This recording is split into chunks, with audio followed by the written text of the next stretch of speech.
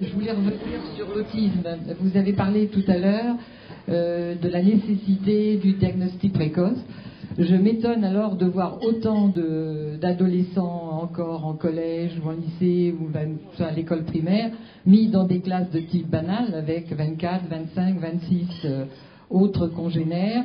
Donc j'ai l'impression que l'autisme il est un peu des fois du côté de nos gouvernants ou bien quel est votre impact? Le premier plan autisme a été passé en 2004, je crois. Et le deuxième plan autiste, c'était Xavier Bertrand qui l'a présenté et qui a présenté un plan où il y avait un investissement de 6 millions d'euros pour la recherche, dont 4 avaient déjà été... donc il y avait vraiment 2 millions d'euros de nouveaux.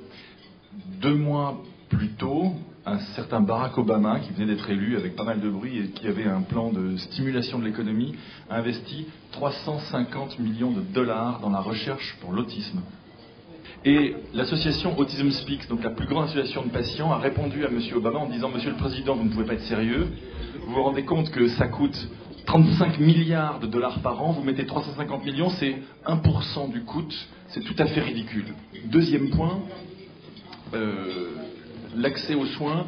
Les associations de parents autistes, d'une part, ce sont des associations de parents, donc le diagnostic a déjà été fait et leur lutte se focalise principalement sur l'accès à l'éducation.